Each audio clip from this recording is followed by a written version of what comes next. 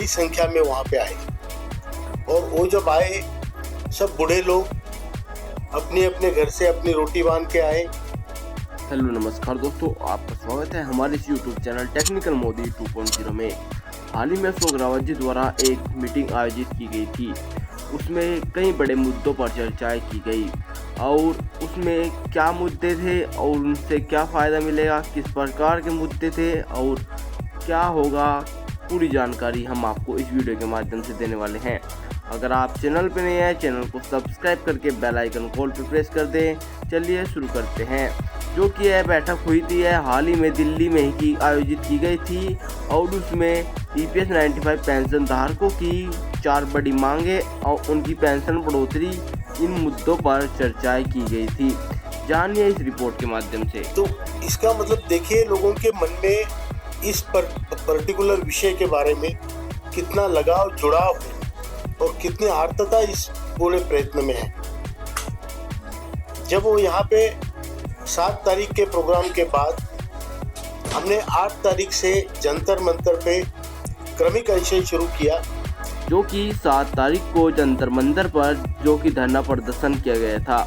उसमें कुछ ऐसे श्रमिक भी निकले थे जिन्होंने की कुछ बड़ी प्रॉब्लम थी और उन्होंने दवाई ली हुई थी और उन्होंने दवाई के दौरान उनको ऐसी प्रॉब्लम हो चुकी थी कि उनको मेडिकल सुविधा देना पड़ा। एम्बुलेंस बुलाई गई और उनको श्रमिकों को वहां से भेजा गया और उनको तभी के तभी भर्ती किया गया और उसके चलते अशोक रावत जी ने यह मीटिंग भी बुलाई थी। वहां पे आके हमारी दखल ली, इन लोगों का, बूढ़े लोगों का दर्द समझा और उसके बाद हमें परमिशन मिली। हम अंदर बैठे और तकरीबन 1-1:30 बजे मंत्री महोदय ने हमको बुला लिया, हमें आश्वासित किया कि आपका काम हम करेंगे।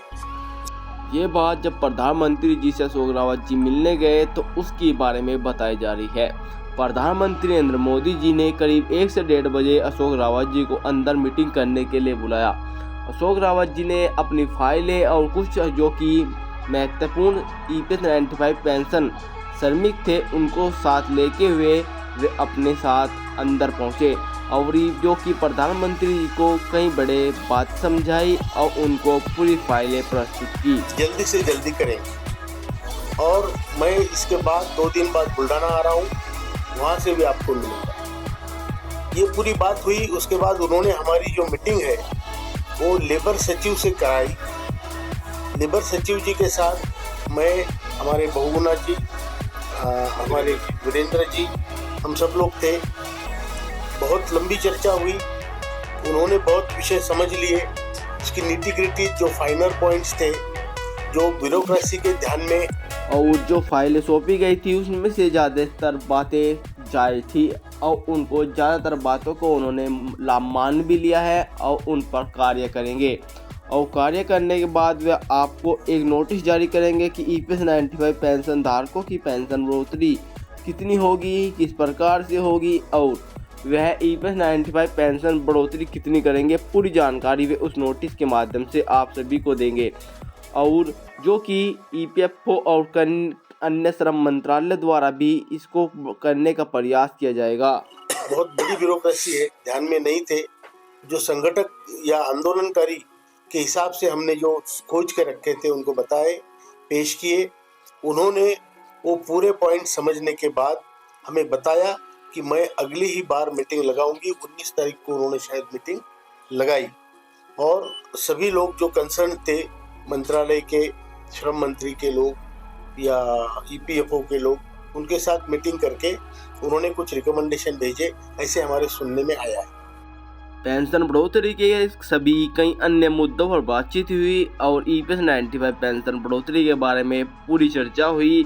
करीब से 3 से 4 घंटे मीटिंग हुई और EPS 95 पेंशन बढ़ोतरी के बारे में पूरा करने की जो कि बातें रखी गई और 4 बड़ी सूत्री मांगों के बारे में, जिसमें कि एक मेडिकल सुविधा भी शामिल है, उसके बारे में पूरी जानकारी दी गई।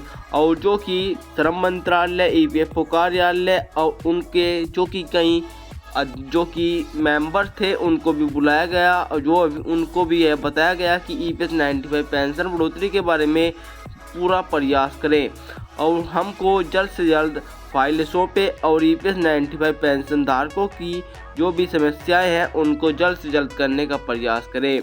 और ये आश्वासन देते हुए सभी EPS 95 पेंशन धारकों को वहां से भेज दिया गया। और क्या होगा, किस प्रकार से होगा, उन्होंने ये कहा है कि हम एक नोटिफिकेशन जारी करेंगे, उस नोटिफिकेशन के माध्यम से हम आपको पूरी जानकारी दे देंगे और उसके बाद EPS 95 पेंशन बढ़ोतरी होगी और बढ़ोतरी के बाद EPS 95 पेंशन धारकों के सभी मुद्दों की जो कि 4 बड़ी मांगे हैं उनको भी पूरा किया जाएगा। और पूरी जानकारी हम आपको इसी चैनल पर देते रहेंगे। अगर आप चैनल पे नए हैं, चैनल को सब्सक्राइब करके बेल आइकन को ऑल पे प्रेस कर दें। मैं मिलता हूँ एक और नई और ताज़ी खबर के साथ। जय हिंद, जय भारत।